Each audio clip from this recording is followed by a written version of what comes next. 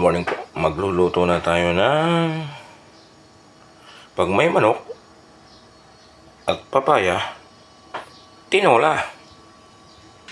Dito pala sa lugar na ito, hindi nila pinipitas ang papaya kapag ito ay hilaw pa o berde pa.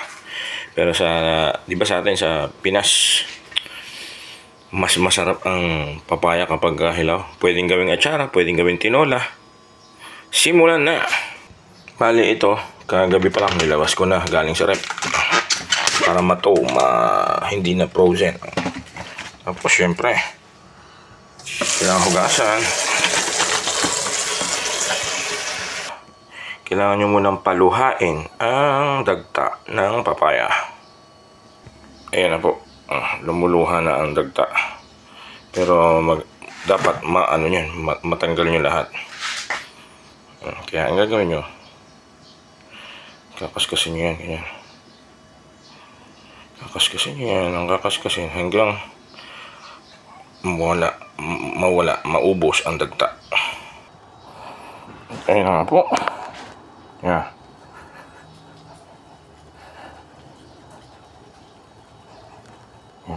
Para mawala yung dagta. Dahil po yung papaya natin Popo ang tawag pala sa papaya dito sa PNG. Popo PAW. Yan. Kita niyo yung dagta.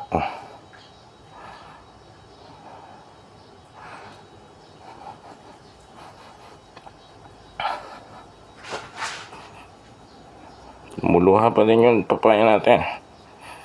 Kaya mawala ang dagta bago maluto. Hiwain. Sunod pa natin ang isa. Manipis lang.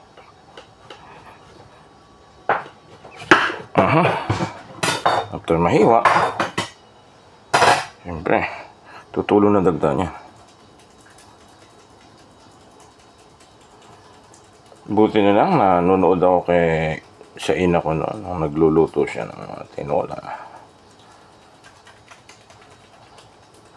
Ganyan po sa probinsya. Doon sa amin sa probinsya ng Bulacan, yung nakaranas lang ang nakakaalam. Diba? Madagta na.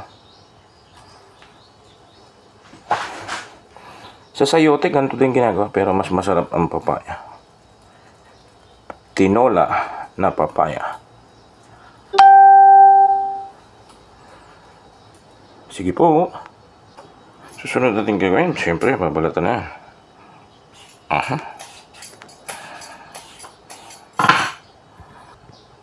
Yun, last one. Dalawa na ang aking hihiwain.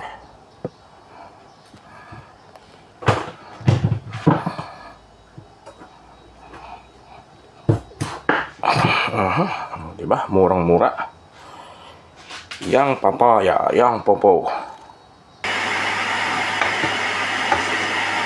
Natin na pong igisa ang sibuyas.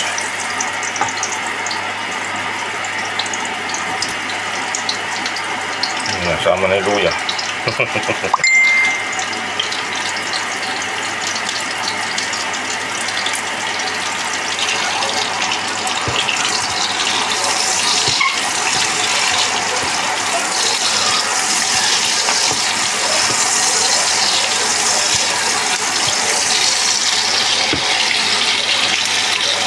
Isunod ang bawang at luya.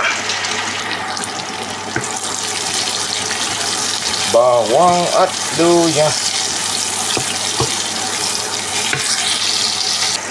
Ilang sandali pa, ilagay na ang manok.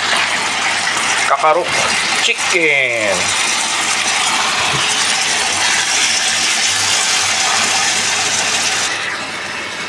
Huwag kalilimutan ang asin. 2 kutsarita. Pagkatapos mga isang kutsa ng mga 10 minuto, lagyan na ng 1.5 litro ng kumukulong tubig.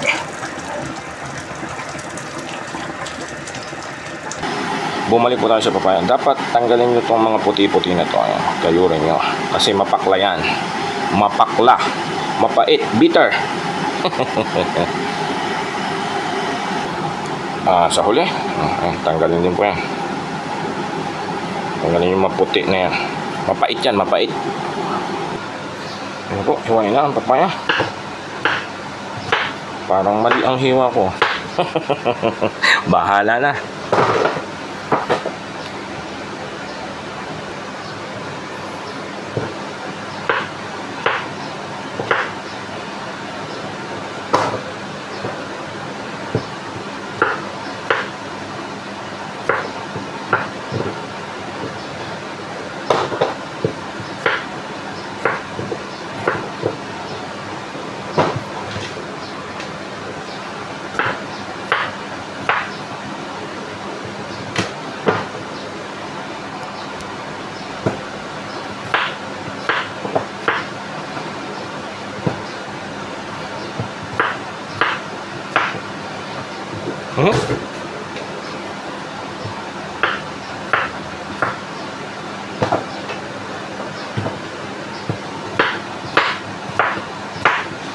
Tapos na.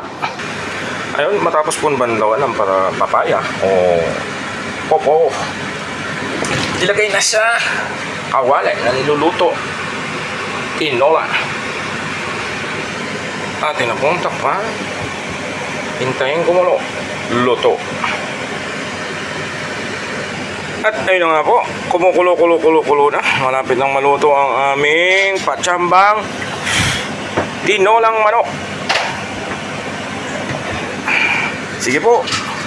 Uy, 27 minutes nang niluluto. Bye-bye!